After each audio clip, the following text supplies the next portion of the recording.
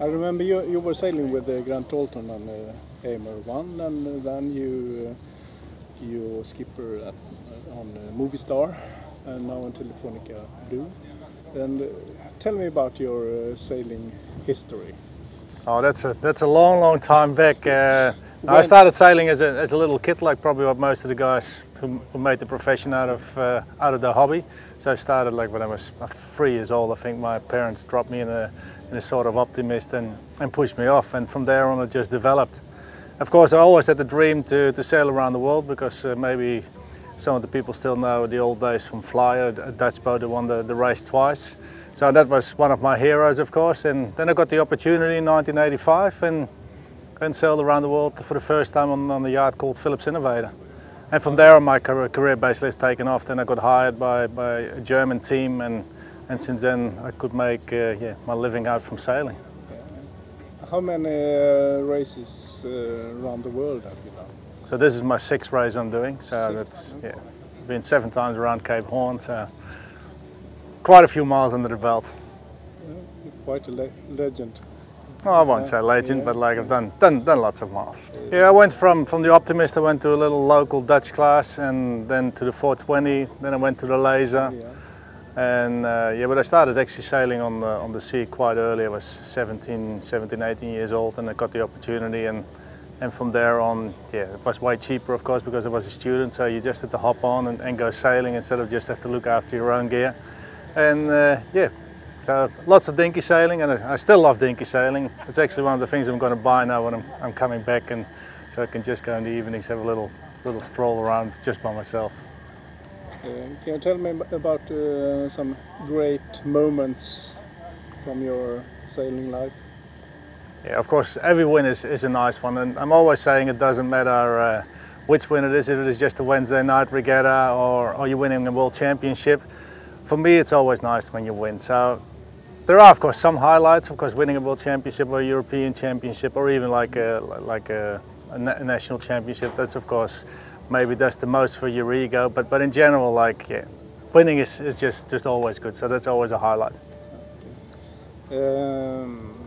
What about this race? You have a very quick boat, fast boat. Yeah, the boat is fine. There's no problem with that at all. I think we became faster and faster. We didn't have the longest time before the race. We only went in the water last year, July. So actually the boat is not even a year old right now. And that cost us a little bit of speed, but we have been picking up during the race. But the boat is nothing wrong with that. So it's always pushing hard and trying to win. Yeah, we've got a fantastic crew. It was one of the obligations from the sponsors that we had the 5 Spanish guys on board. So some of the guys I didn't even know, but we've got a real nice mix from our Olympic sailors. We've got 3 people on board who won a gold medal, and even another person who sailed the Olympics who didn't win a medal. So we've gone really from offshore sailing and dinky sailors, and we've got a fantastic team, because we had a couple of downs as well, but we always pull through as a team. There are 2 Telefonica boats. Are they exactly the same? They are exactly the same lines, but one has been built in Spain and the other one was built in New Zealand. But for the rest they are identical. What do you like the Swedish West Coast? Have you been there before? I've been here before in Martsrand. I sailed a long time ago a 1-ton national championship, Swedish championship over here. And the 1-ton cup, where we finished 2nd, and where we actually hit the bottom as well. And one of the time when we sailed back in, looking at the girls laying on the beach, so that was a bit of a mistake. But I've been in Martsrand as well with the match racing. I sailed with Jesper Bank in the match race team. So it's a lovely place. Some words about the start. What happened? The start itself went okay. I knew as well, just from the time that I've been sailing here before, like when there is a sea breeze condition, it always starts filling in from the right first. So we did that okay, and we were leading at the bottom mark, and then we were off, and it was just as hectic at that stage. We had to put a staysail up, which we did, and then we had to bring the stack over all the sails to the weather side, and just the navigator gave a hand with that and just didn't look for probably half a minute on the screen, and that was it. Bang, straight on the only rock on our way. So it shouldn't have happened, but it has happened, and right now I can't change it, and it just It's of course hugely disappointing because we just gave the second place away over there, especially like how it was setting up that day. Probably the leader would always sell them more breeze, and probably we could have extended a bit more on Puma. Yeah, I think in that sense, I think everybody is amazed that the damage hasn't been more severe. We know that the daggerboard, well, we basically hit the rock with the daggerboard and then we spun around, but the daggerboard has pushed through its case, and then it basically got stopped by the main bulkhead, who was damaged.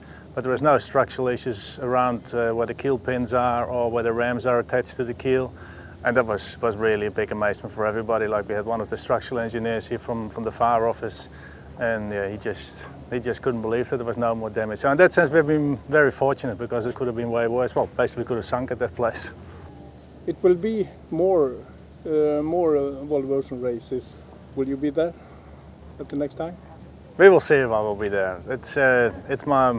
I love it. It's just the most fantastic sailing you can have, and I'm still not too old to say I have to retire. So I'm most likely see me back in 2 years' time on the start line again in Alicante. Mange Olsson is 60. You see, there's still hope for me. Thank you. You're welcome.